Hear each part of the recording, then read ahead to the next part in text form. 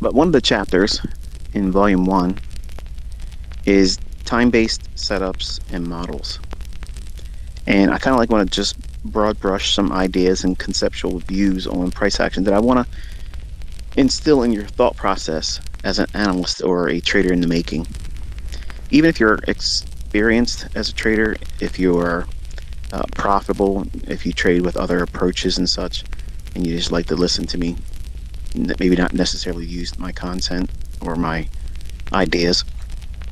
These are ideas that I think will complement every other form of trading. So that way everyone can put down their pitchforks and torches and not try to come at me because I always tell everybody that what I teach is the mark and everything else is subpar. This idea of time and price theory, it started with me when I was listening to Ken Roberts, which was the first person I looked at as a mentor in trading. And let me make it very clear, he didn't teach me anything that was profitable. Okay, so I'm not suggesting he's someone to go and chase after.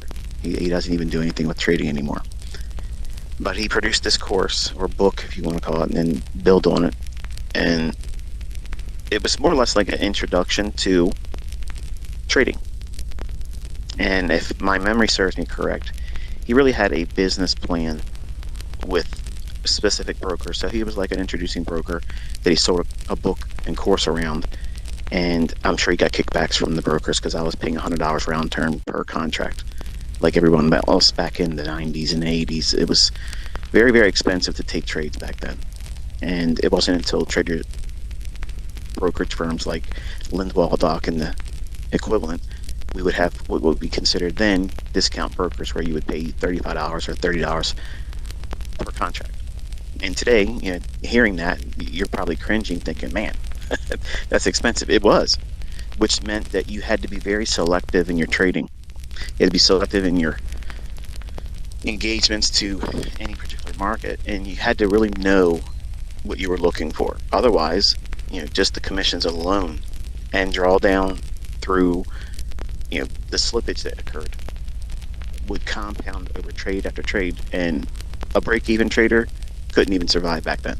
It would just be a matter of time before you were gone.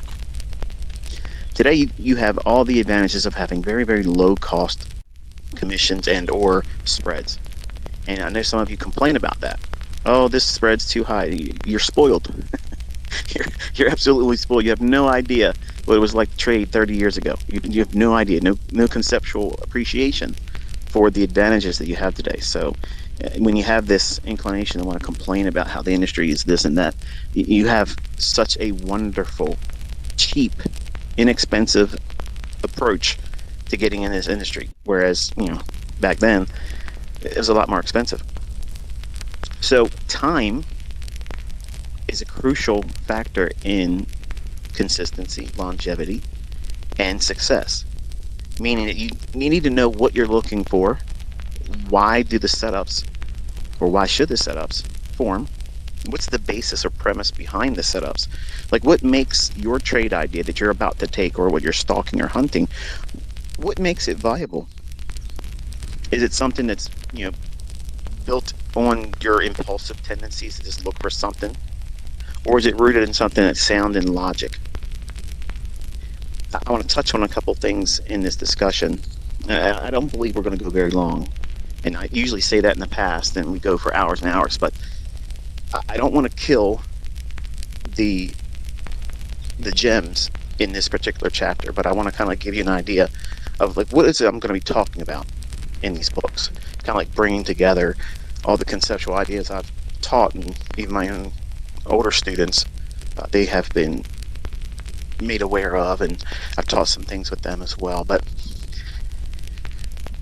taking these conceptual ideas and making them into a model, I've said this many times in the past, I could make a model every single day, 365 days a year, and they would all be uniquely different from one another, all using the content that's already on my YouTube channel.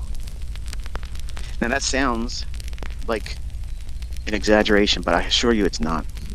Because what you think a model is right now, if you're new, or you have a trading model that already makes money for you. And maybe you've been trading before, finding me, discovering me, or parking yourself down into a Twitter space like this for the first time. And you might think, well, I have a trading plan. I have this, I have that. I look for all these things to come in agreement. And therefore, I now look for a trade entry. Well, that's wonderful. You're not my audience, but you're welcome to be here and sit in and, share some time together. My audience is the individual that has been introduced to the idea of my order block theory, my fair value gap. Now, like since February, the interest in new week opening gaps, new day opening gaps, breakers, and all the other PD arrays that you've been made aware of.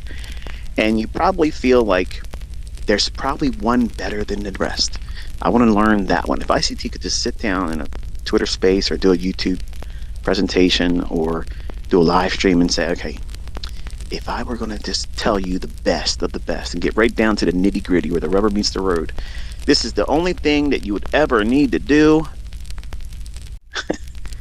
that doesn't exist, because they're all equally effective to me. Now, from a mentor's perspective, I found that certain PD arrays and certain particular models are a little bit easier, more palatable for students, whether there have been a long duration of time spending, under my wing as an educator, or if they just recently discovered me like 21 or 22 or this year. And that being like the 2022 model, and now the silver bullet that I released on Twitter. And I have a lecture coming for that as well. As a reminder, I have a lecture for the new week opening gap that'll be on YouTube channel tonight at 10 p.m. and on tomorrow, Sunday, May 7th, 2023, I'll have a presentation for new day opening gap. And someday this week, I don't know how my schedule is going to allow me to do it, but I'll have the silver bullet AM and PM session model so that way you can have the rules for that and go off and have some fun with that as well. What is a time-based need or influence in trading? Well, let's think about it like this.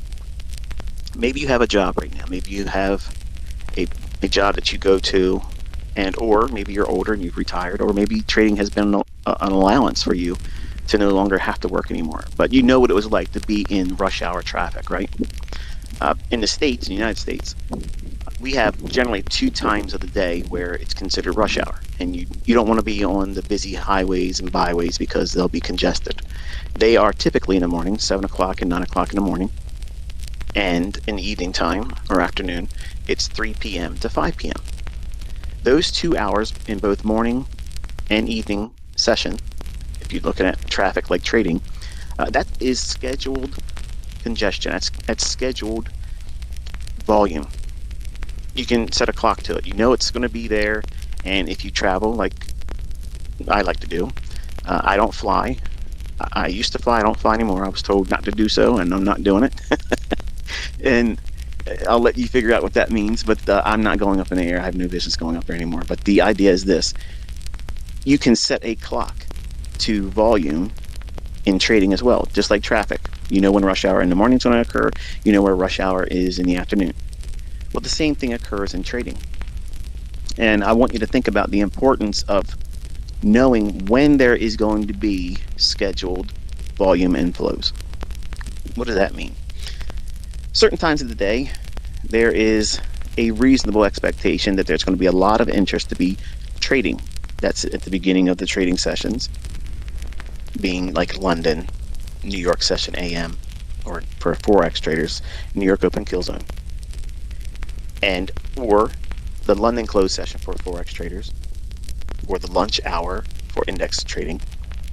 And then you have the PM session, which is 2 o'clock to 4 o'clock. So you can anticipate setups that will form within those little specific time windows. Now, as an educator, every time I have ever released something new, if we were to look at the flock, the herd, if you will, that follows any educator, and we're going to talk about just me in this instance, whenever I release something new, okay, or if I share something that builds on more understanding about a particular asset or a model or a PD array, something that gets everybody excited. It's almost like they want to forget everything that they've already learned and they only want to just do that. This is the thing. Now he's been holding out this long. Now he's releasing this. This is the magic bullet.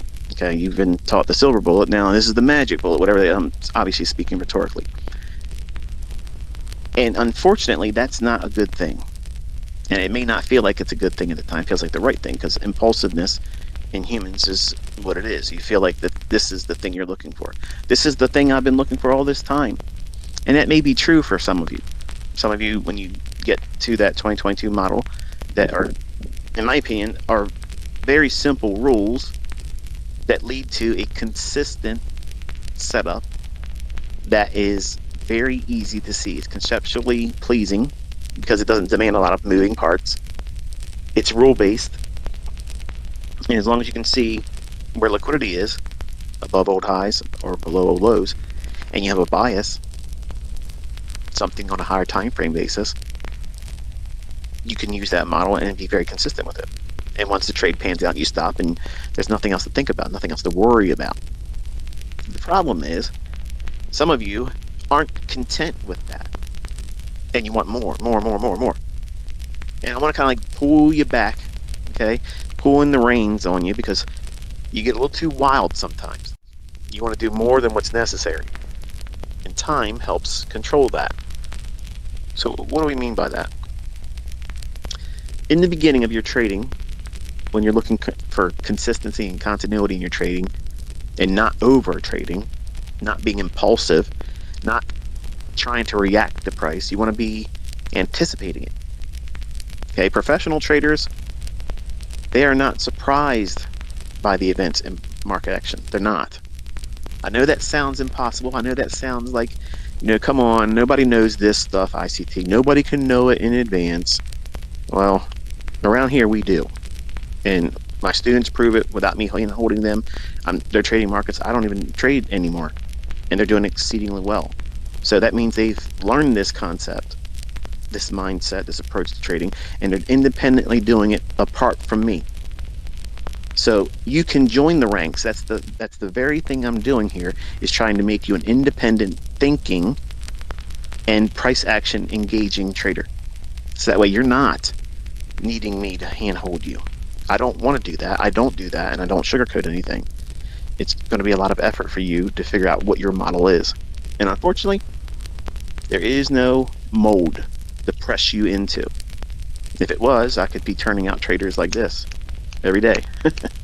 But unfortunately, the factors that bring with trading as a human being, you have character flaws. And you have to limit the exposure in these charts and these markets because your natural impulses, which are always going to be negative, the negative is going to overwhelm the few times that you are in the beginning doing the right things at the right time. And it only takes a small series of events that you did wrong with a mindset that was incorrectly, well, focusing on things that aren't that big of a deal. Worrying about which model's better. This guy's posting that he got a payout from this company and he's doing it consistently. What's he doing or what is she doing that I'm not doing? Well, they're minding their own business, number one. They're doing what it is that matches their personality. And I've said this before, and when I first heard this idea expressed by Larry Williams, he had a keynote speaking engagement that I had a VHS tape of in the 90s. And when I first heard him talk about it, it just went over my head like, that's not interesting. Give me an entry pattern. Much like some of you. And that's why I get it. I understand that people that will say you talk too much, get to the point, because what you want is give me the easy 1, 2, 3 entry pattern that's going to work most of the time, which means that always, and it never has a losing trade, and I'm going to be able to over leverage because it will work, and I can trust that I can over leverage the maximum amount of contracts that my broker will allow me, or my funded account company will allow me to trade, and then I'll be able to get these 5-figure, 6-figure payouts, and I can go on social media and I can act like a warrior and call everybody out and do this and do that, and I can make a name for myself. And that doesn't happen. That doesn't happen, folks. You need to have this same approach or mindset about trading that you do with traffic. If you were going to go away on a trip and you were doing a road trip driving, are you going to plan your departure during the peak of rush hour traffic? No, you're not. When would you likely do it? Well before it happens, that way you can get through the congested, scheduled traffic jams around high congested cities. And then when you get past it, the same thing. After the lunch hour, or I'm sorry, after the rush hour of 9 o'clock in the morning in the States, wherever you are, there's traffic, yes, but it's not congested or bunched up. You can have a pretty easy movement from one location to the next, unless there's an accident or something like that. Well, that same thing should be applied to your trading. Do you want to go in at the very opening of, say, for instance, 9:30 a.m.? If you're brand new to trading, you don't know what you're doing. That's equivalent to you being a new driver. Do you want to be going out there over the speed limit, texting while you're driving in rush hour? What's that recipe for? Disaster. Okay, I got a guy over here cutting a tree down, so that's not going to sound good on this recording. So let's take it inside here. Some of you are like, I don't care, just talk. And others are like, yeah, we don't like these birds chirping, dude. Give me a second. Give me some edit work for those that want to put these up on their YouTube channel.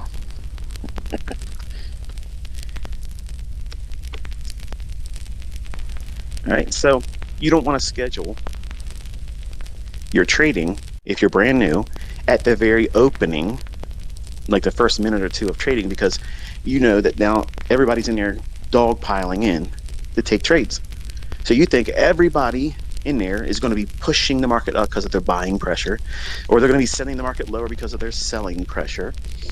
And again, that's all misinformation, that you're all trying to do something at the incorrect time, and that compounds the likelihood of you wrecking. Just like in traffic as a new driver, you don't do all those high-speed maneuvers when you're inexperienced. You don't distract yourself with social media during your driving or in your trading. That means keeping up with everybody else. You need to be minding your own business and watching where you're traveling. When you're driving, years and years ago, they taught defensive driving. It was called the Smith system. And I learned a lot of defensive driving skills that really find their way in my teaching as an educator in price action. You may not realize it, but it has a lot of sound logic. You don't want to be reacting to the drivers around you. Now, obviously, we would have to.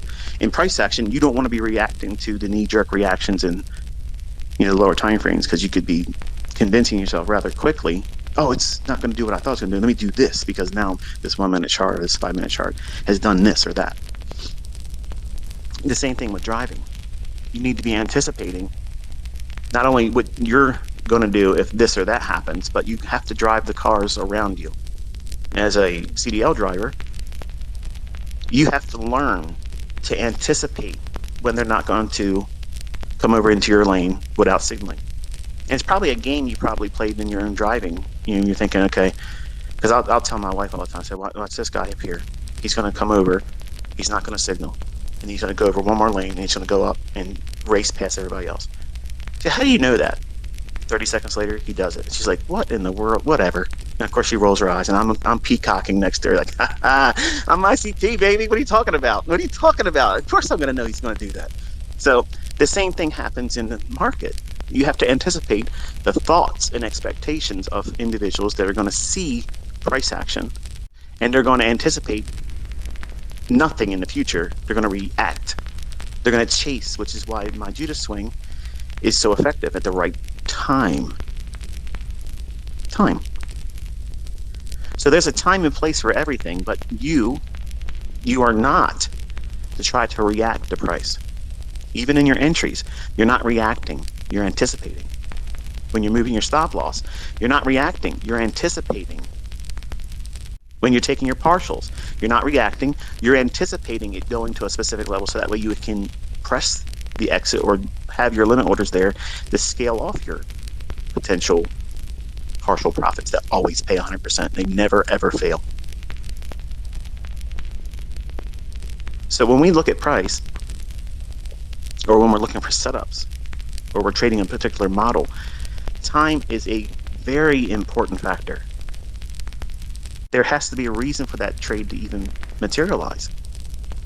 And you don't want to go in there in the first few minutes of trading and say, okay, this is it. I'm going in because now the markets have opened.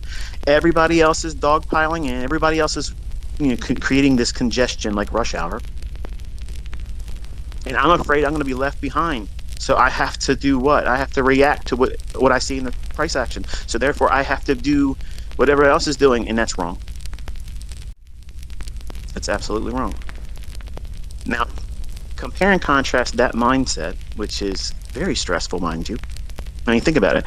How can you know with any assurity what you're doing is statistically probable of having continued success when you're just guessing? You're guessing. You're reacting to what you think you're seeing in price when price is always fluctuating up and down. Now, put that to the side for a moment and then think about it like this.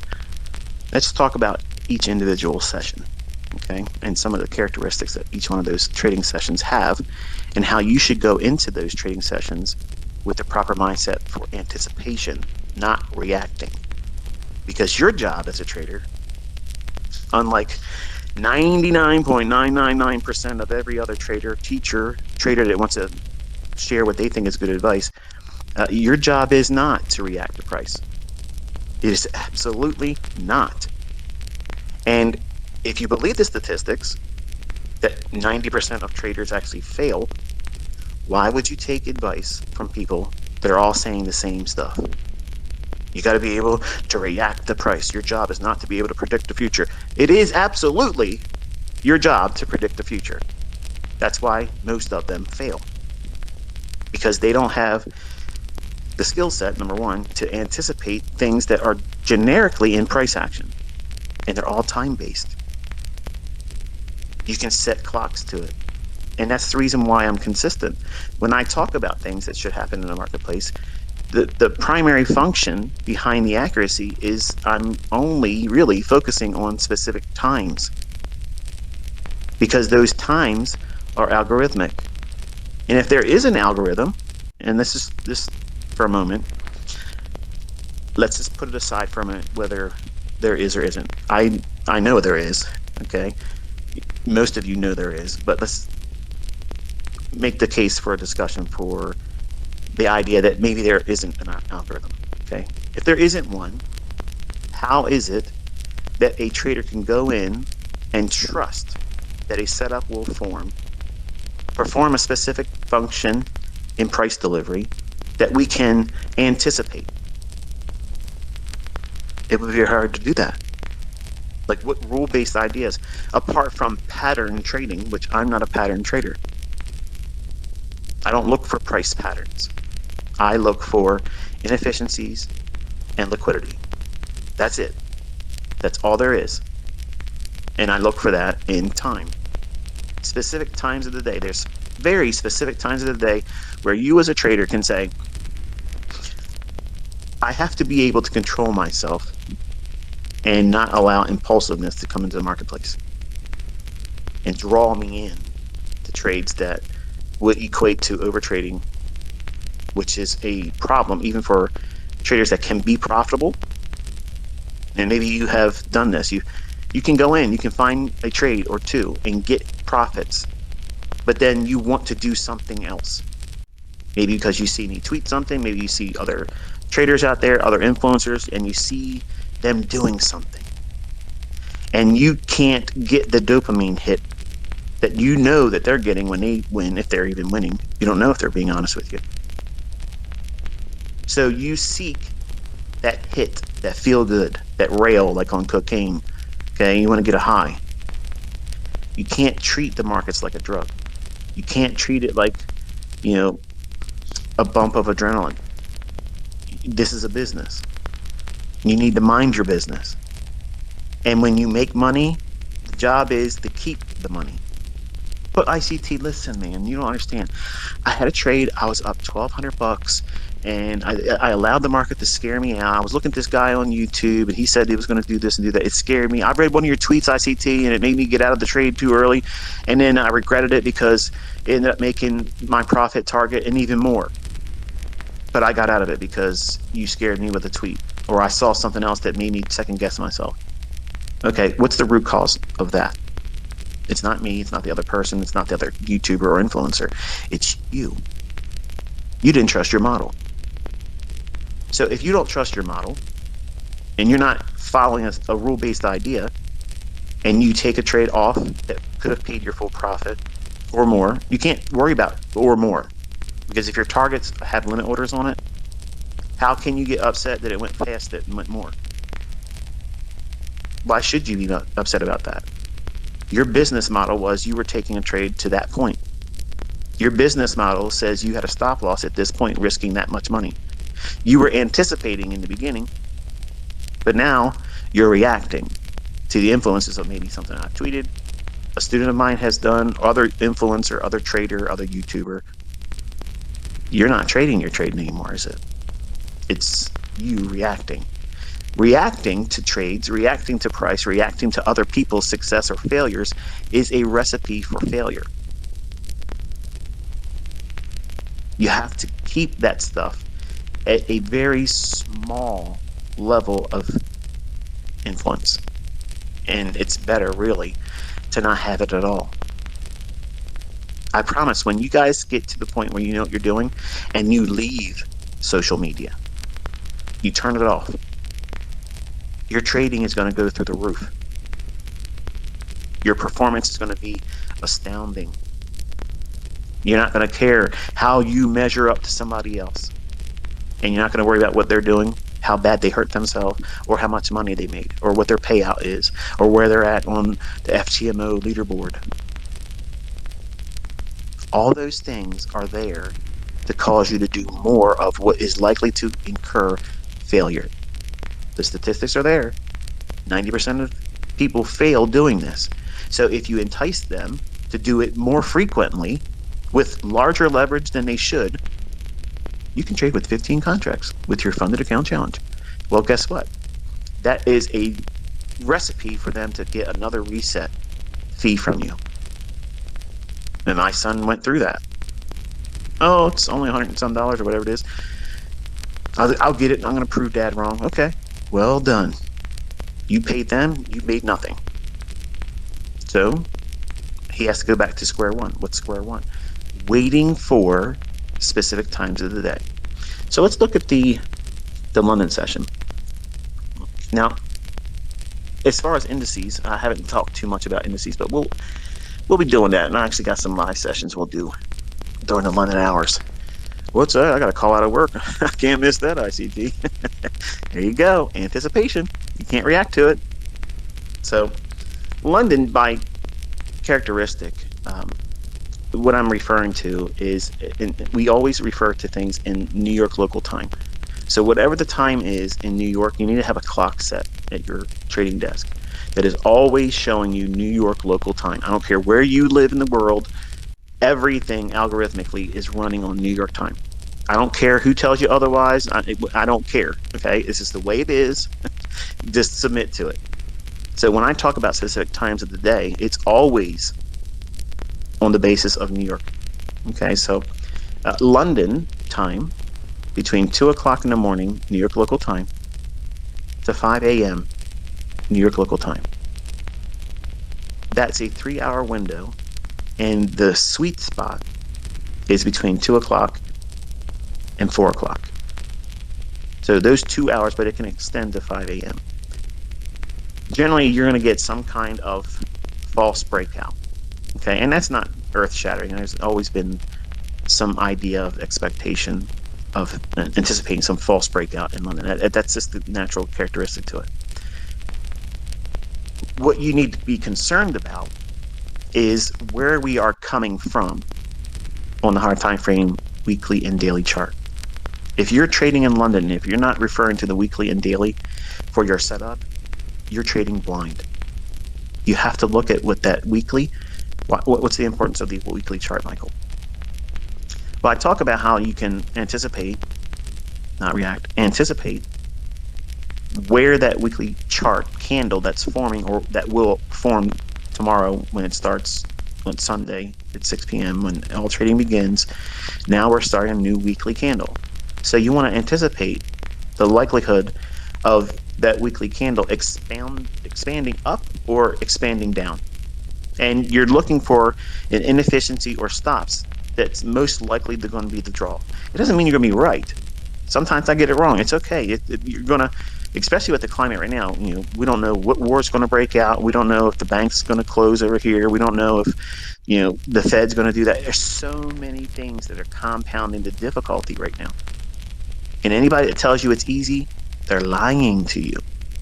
They're just championing their getting lucky sessions at the time, and they're probably not showing you all the times that they're losing. But you have to factor in what that weekly chart is doing, likely to do, and that starts your bias, bullish or bearish. And on the daily chart, you have to confer with the previous day's range. Now let's assume for a moment that the weekly chart, you think that there's going to be an expansion lower on whatever market you're trading. Now this is both Forex and index futures and commodities. Okay, so it's not, unless I say, here's another general rule of thumb. Unless you hear me say this only works, everything I'm teaching you works on Forex and it works on futures, index futures and commodities. Okay. I don't know about crypto. I don't have any affinity for it, so I'm just gonna let you discover it for yourself. If it works, great. If it doesn't, I don't care. I don't care either way because I'm not going to be trading any of that. So, in London, you're going to look at the previous day's range, and let's assume that you're looking for lower prices. You think that that weekly candle is going to expand if yesterday's daily range is up close or down close. There's more advantage if the candlestick from yesterday is up close because you want to see a move that breaks below that yesterday's low. And once it does that, that lower 0.25% or lower third of that daily range, if you are in fact correct about your analysis and it's going to go lower based on the weekly chart, your sell setup is going to form in the lower quarter or lower third of the previous day's range. Now, by itself, that's not earth-shattering, but I'm going to tell you something right now. If you chase price action and you always get burned, go back and look at your losing trades and you'll see that's exactly what you didn't see. So it has to refer back to a previous portion of the previous day's range. And this is not new. This is all in my core content. I teach this in core content. But because there's so much content and you breeze through them too quick like Netflix and chill, you're binge watching. And it's so much information. You have to watch these videos multiple times because you're not gonna have an appreciation for what I'm talking about because you haven't encountered it yet in price. And then when you start looking at it conceptually and then looking for it in old moves, then it's impactful. Then it has much more meaning to you. And then you'll learn more about using it and how it will groom you into a better analyst. You can't be a good trader without becoming first a good analyst. And so many of you just want to be a rock star trader and not know how to read markets. And it never works. That never works. That's why you get these flash in the pan, winners, but you can't hold on to them. You're like a gunslinger that just picked up a gun for the first time, and you got lucky.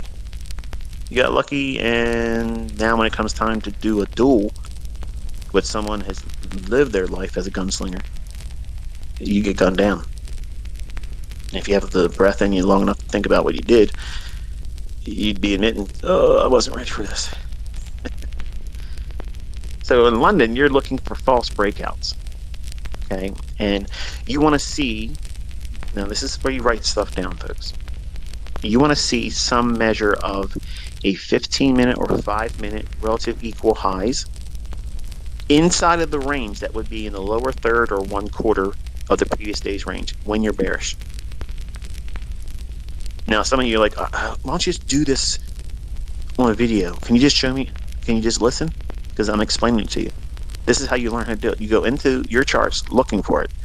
And when you find it and you do examples of logging that and having dozens of them as examples, then it's more meaningful because you found them using these rules. Whereas if I just show you a chart, oh, okay, well, it doesn't mean anything to you. You didn't do any work to look for it. But when you see it and you study how it reacted in price after that, okay, we're anticipating that future reaction by price. We aren't reacting to price. We're anticipating price to do these specific things, which is what? If we're bearish in London, you want to look for a single high or a relatively equal, like equal highs, inside of the previous day's lower 1/3 or 1/4 part of the daily range of yesterday. Whatever the yesterday is. If it's a Monday, it's Friday's daily range. Otherwise, it's whatever the previous trading day is. That's pretty simple rules, right, folks? So in between 2 o'clock and 4 o'clock, we would anticipate a rally above those relative equal highs on a 5 or 15-minute chart, whichever one's easier for you to see. Regardless, you'll see it.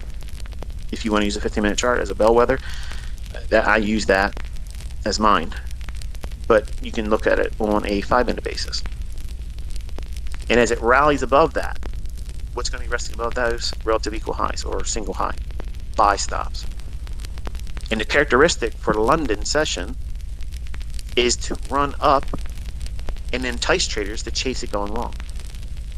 When in fact, it's a function of running into buy-side liquidity for smart money to absorb those buy stops and be counterparty as they flood the market with buy orders. Shorts are entered by smart money there because it's a run on liquidity. It's engineered to provide a entry mechanism for smart money to go short. It takes a lot of confidence to take that type of trade because usually in London, the Judas swings are very violent and they're quick. And it feels like it's going to go up 100 pips. It's going to go up, 80 handles on the S&P. Look at this thing move, man. Wow, it's gone up 12 handles. Look how fast it's moved. This thing's going to keep on going. If you feel that way, you're reacting to price. When we're looking for that to be a run real quick to get to those stops so that the stops can't be pulled. And once that happens and the orders are not pulled by the traders that have those orders resting there, we anticipate price rejecting there and going lower. Now, if you can't take that type of trade or entry in the beginning, you won't. Let's just be fair. I say this all the time. Buying sell stops and selling short buy stops is one of the hardest things to do as a trader, because at the time when it happens, it's fast, it's furious, and it's scary. And you have to know what you're looking for, which is why you have to anticipate and predict the future. You have to. Profitable trading is predicting the future, folks. I don't know why you want to argue with that, but that's what it is. Reacting to price. Okay, you reacted to what it did and you entered into a trade. Now what? You just let whatever the wind carry you in the current without a rudder. You just, whatever happens, man. Stuff's real random. If that's how trading really is, the hell with that. I'm never going to do it. I would never do that. Anybody in their right mind that would go into a venture like that, risking money, saying, well, you just got to see what happens. You know what that did for you when you start your demo trades, right? You get out there, let me just push the button on board. Let me see if I can make $5,000 in 10 minutes. And you lose. So you know that mentality, what it does for you. And it's not going to change with real money. Let me see what happens if I push the trade on. Boop, there it is. I got funded. I got through the portion of where we pass it. Now let me see if I can just make one of those real quick 5-figure withdrawals, because if I get one of them, that'll be enough to carry me through, even knowing that I don't know how to trade. And you wrestle with all that stuff. because you're trying to do stuff that you're not prepared to do. You don't know how to anticipate. You're reacting, but you call it anticipation. You may share it with the community and me that you found a trade, but you're probably not being honest about what you felt the entire time you did it. It was just that one that panned out for you. So I'm not trying to encourage that type of thing in our community or in any of my students.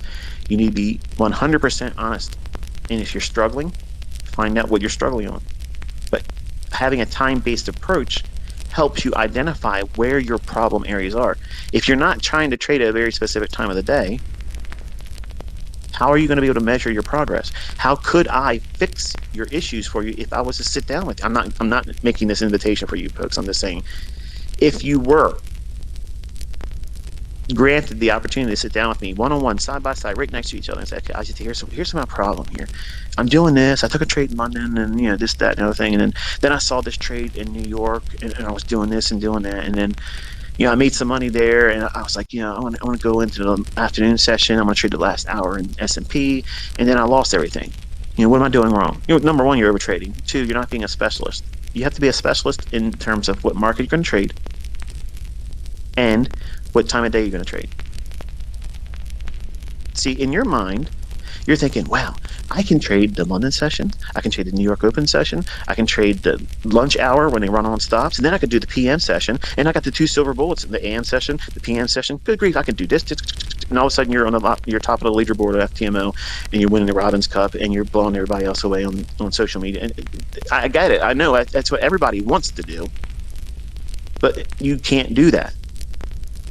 You're learning all of this at your own pace.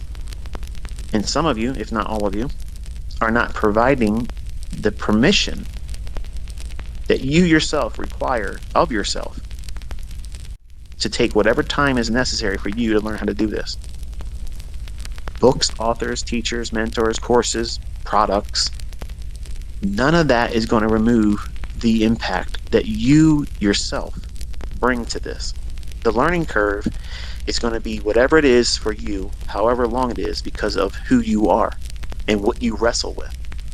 And pretending that you don't have any of these problems that I talk about and other traders may refer to is nonsense, because there is no perfect student of the market that came in with no baggage or no mental barriers. Everybody has their own things. And some of them may not be a point of which where you overcome them. And it might not be feasible for you to do this. And then you would have to submit yourself to someone that does it really well, and you buy their signals or setups or their product. And in that case, I don't think that's wrong. I don't, if someone can prove that they have something that works, or they have a signal service that does well, and you can't do it yourself, I don't think there's any shame in that at all. There's no shame in that, because it's difficult, folks. You're the deciding factor in whether you're going to succeed or not. It's not the thing that you're using. It's you. It's you and what you are willing to do and what you're not willing to do. So in London, you're looking for false breakouts and runs above relative equal highs when you're bearish, or a single high that is inside of the previous day's range. Now, I know there's no chart here, but I want you to think about it conceptually. Let's look at it like this. If you have note-taking instruments in front of you, this should be an easy thing for you to do. Let's just say, hypothetically, you draw a rectangle, leaving room for a rectangle to the right of it, okay? So you're going to draw a rectangle, and at the top of that rectangle, you're going to say 100 is the high, and the low is 20. So you have a previous range of 80 units. It could be pips, it could be points, it could be whatever. But we're going to say it's 80 units. Then you're going to see where you open up at 2 o'clock in the morning, New York local time. Wait a minute, what do you mean open up, ICT? Wait. Look, you just said, and I understand that the market starts trading at 6 o'clock. What are you talking about opening at 2 o'clock? Yeah, now we have a new opening range. 2 o'clock's opening price, what is that? The first opening price on the first 1 minute candlestick at 2 o'clock, New York local time. You want to note that. Now that's an important price point. From that price point, you want to see it be, if you're bearish, you want to see it be below the 20 level of the previous day's range, because that's what that rectangle would represent. And that's, for an example, let's just say at 2 o'clock on the trading day that you're in right now, say it's 18 in reference to the previous day's range. So now you're below the low of yesterday's daily range. So from 6 o'clock all the way now to 2 o'clock in the morning, the market has done whatever it's done. If those highs, that relatively equal high or a single high in the previous range between 20 and 80, if there's a single high or relative equal highs in that lower 1/3 or quarter point of that previous rectangle that you're drawing out, that represents the previous day's trading, you're anticipating at 2 o'clock in the morning, on the trading day that you're watching price at right now, you want to see a Judah swing shoot up. You're going to anticipate that. You're not going to react to it. You're waiting for it. You want to see that very thing happen. Now, as an ultra short-term scalper, you can buy that, but you have to be very nimble, because it can go up there and turn on a dime quickly, because London is a false breakout characteristic time period. When it runs up there, why are we anticipating a run back into the previous day's range, but only the lower quarter or 1/3% of the range? Because we don't think that the previous day's high is going to be taken out. And we don't think that half of the previous day's range is going to be a factor at all. The best shorts are going to occur in the lower half of the previous day's range when bearish. What did you just say? The best shorts will occur in the lower 50% of the previous day's range. Where do they form? Above old highs, inside of that range. Where you look for it, just like the algorithm will look for it, it's going to look into 15-minute high or highs, or 5-minute high or highs inside that range. So if you're in a 5 or 15-minute chart, it can't hide from you. It's right there. And you're going to anticipate the market running up there. And when it does, you paper trade it. You tape read it. You do not live trade it. You have to condition yourself to do this. And it takes weeks and months to do it. Not, a couple weeks I've been doing it, I know what I'm doing. No, you don't. No, you don't. You do not. It takes time to desensitize yourself to the fear that London can create, because it's very, very volatile. It can run up there and rip right lower, and really, if you know what you're doing, you can miss it or second guess it and totally do harm to yourself. So in London, you're looking for turtle soup scenarios, okay? And continuation on the basis of the higher time frame order flow. High a day, low a day is what's formed in the London session. Most of the time. Not all the time, most of the time. In New York session, this is going to be for Forex traders, the New York Open Kill Zone, which is 7 o'clock to 10 o'clock New York local time. If you are an index trader, you can use that same time window as well. You use that time window before the opening at 9:30, like between, like, say 7 o'clock in the morning New York local time to 8:30. You can trade that time window when there is a really big high impact news driver for that day. For instance, like FOMC.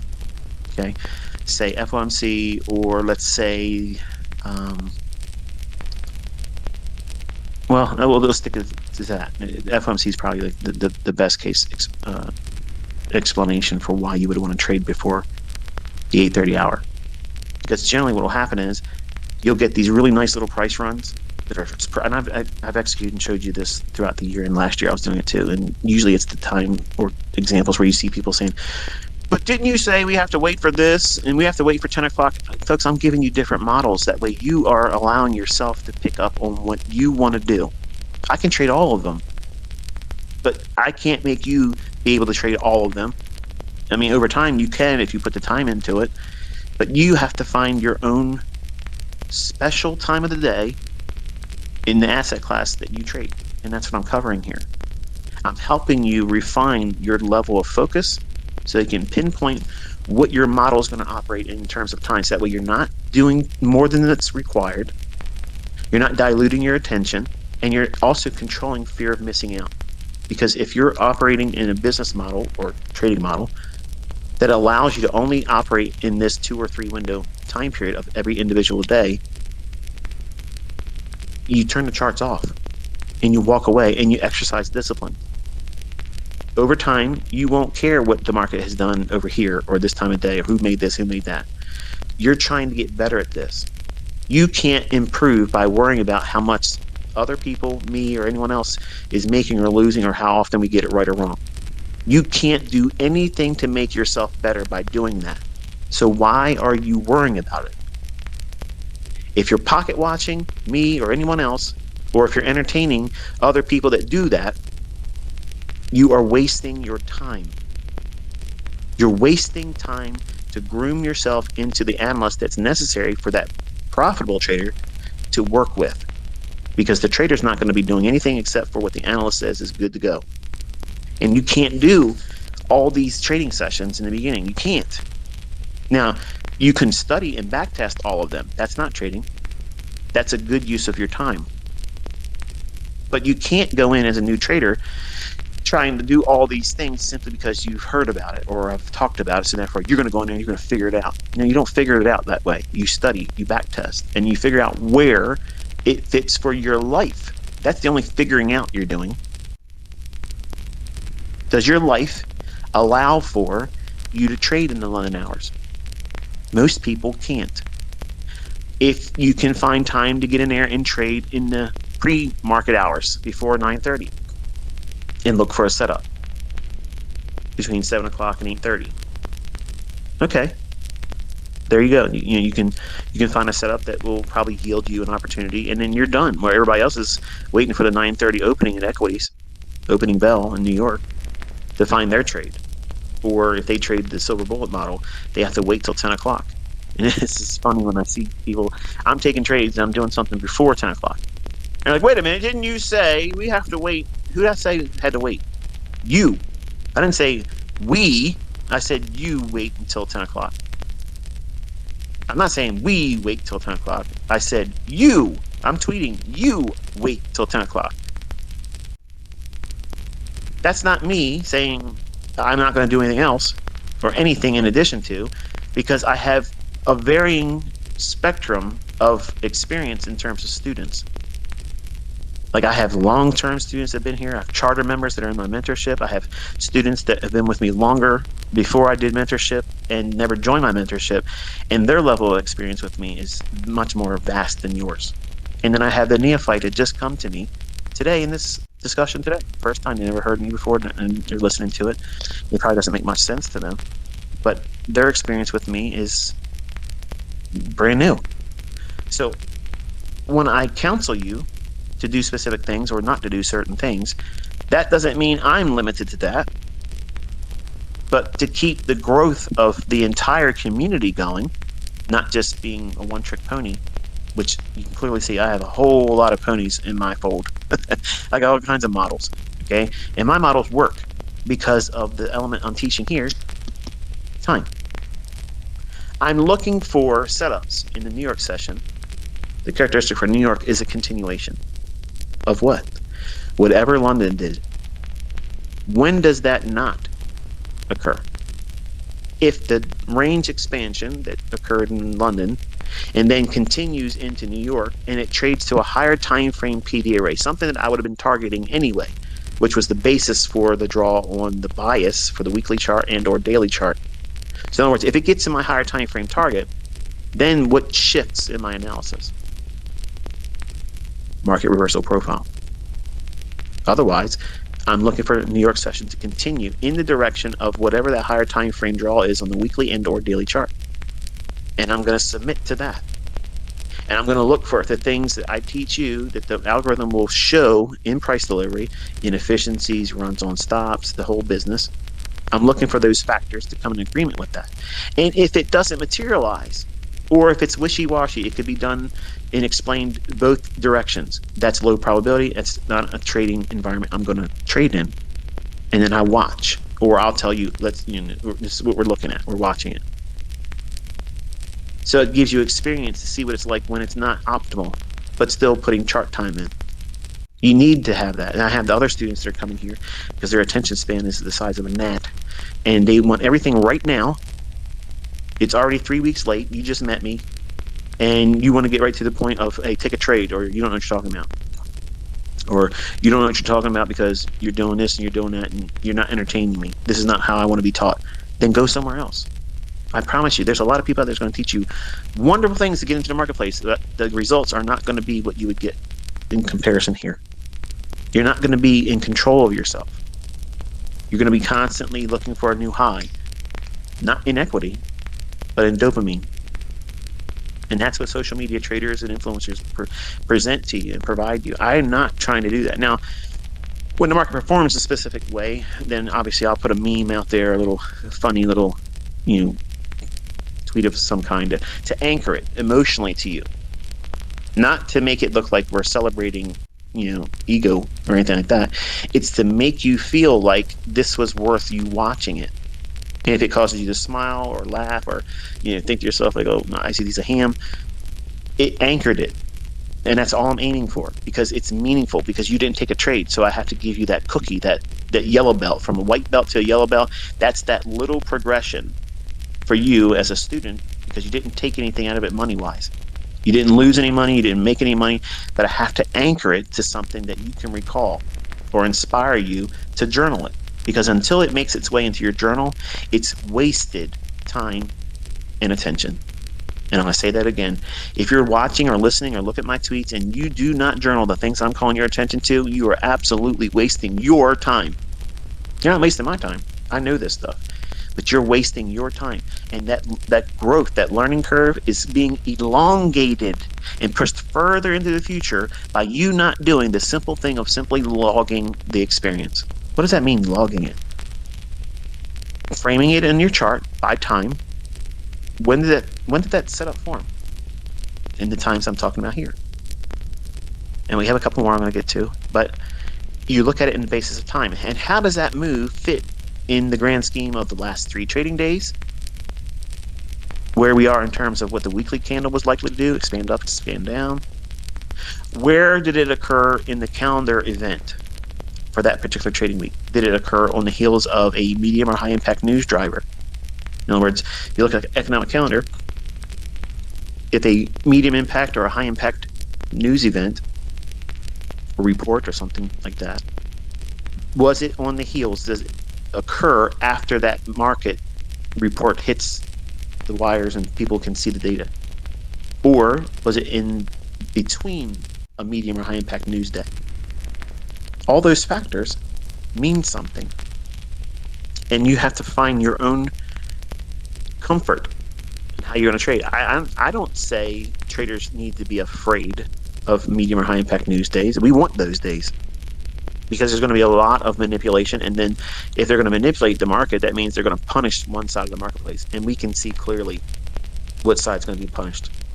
I do this every single week. Every time I sit down with you, I outline what I think is going to happen. And for the most part, it pans out. Not always, but most of the time it does.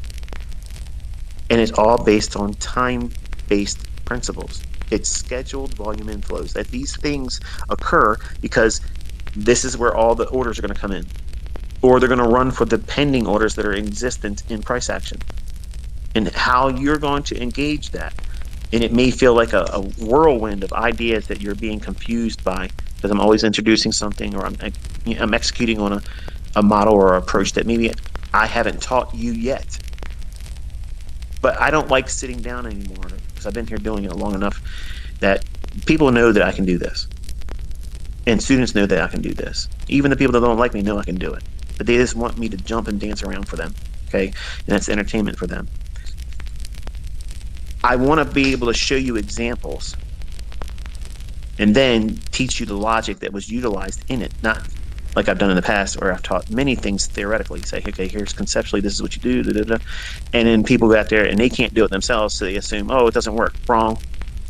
You can't make it work. I wouldn't waste my time putting it into rules and presentations if it wasn't logical and if I couldn't do it. So I've switched my MO to now doing the thing, showing it, and then going in and teaching it conceptually. And then I disarm them because I've done it. This is what I've done, and then I go back in and I can show you this is what I utilized. And then you can take that logic and go into back testing and see it exists not just in that example, but it exists in many other examples, and it might become your model. But you decide that. I don't decide that. I want to be the guy that make it easy for all of you. Here's the one hit wonder. This is it. This is all you have to do. Do this, and you'll be able to make money all the time and not lose any money, and that would be great. And I wouldn't monetize it. I would give it away for free. I promise. I swear to God Almighty, if I had one thing that simply worked one way, only had to do this one thing, it would be given to you for free by me. But practically, that doesn't exist. Realistically, it can't be obtained because all of us have our own individual quirky characteristics, their own personality, and you have character flaws. All of us do.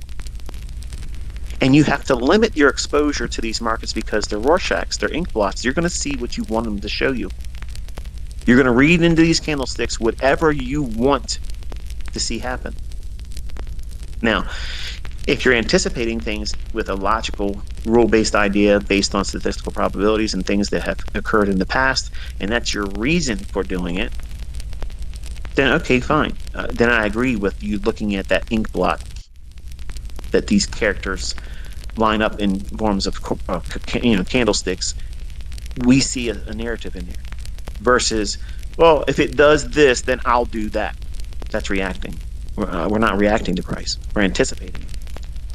So in New York session, whether you're a Forex trader trading between 7 o'clock and 10 o'clock in the morning New York local time, or if you're an index trader trading anywhere between as early as 7 o'clock in the morning all the way up to 11 o'clock. You don't want to take any new setups after 11.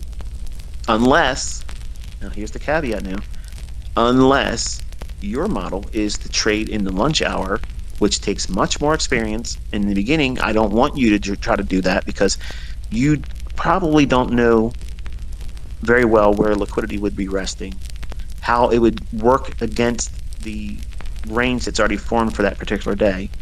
You wouldn't know what liquidity pool to aim for, what specific low. And if you think about it, when I do trades, well, look at what happened on Thursday. I did it real time. I said, okay, I'm taking 3 of the remaining 6 contracts off because now we're 50-50. Would you have known enough to do that? Chances are probably not. But I left 3 contracts on in the event that I, as the analyst, I, as the trader listening to the analyst in me, was incorrect. So if it was to go lower, I still had 3 on, but I didn't have the 6 on that I had on. I had 9 contracts short, took partials below an old low on a limit, then 3 off because it didn't continue, and left 3 on with a stop that would, if it got stopped out, it was in the black. It wouldn't be a losing trade. It would be a missed opportunity on the final balance. Lunch trading's like that. It takes experience, and sometimes I'll get that lunch hour wrong, which is why I don't do a lot of it. But when it's really obvious, really obvious, I share it with you. And you see people say, you told us not to teach, you're teaching us not to trade in the lunch hour, and here you're trading the lunch hour. I'm the teacher. I'm teaching you when I can do it, when I'm comfortable doing it. It might be a model for some of you. And you disregard everything else out there. And that sounds crazy, but I'm making an allowance for who you are as a person. You don't know what you don't know yet. You don't know what impact certain things are going to be for you as a student. You don't know what it's going to be like when you find your model. It's going to be something completely diametrically opposed to what you thought trading was all about. You find your profitable model and you're consistently finding setups, and you're going to look back and say, I didn't know anything. Look what I'm able to do, and this is what I'm doing. This is all I have to do. If I just live and bloom right where I'm planted, I'll do whatever I need to do monetized. 5 handles consistently. Every setup that you look for, if you just find 5 handles that nets you that minimum, you don't need to do any more than that. You literally can carve out independent wealth. And that is defined by however you want to define.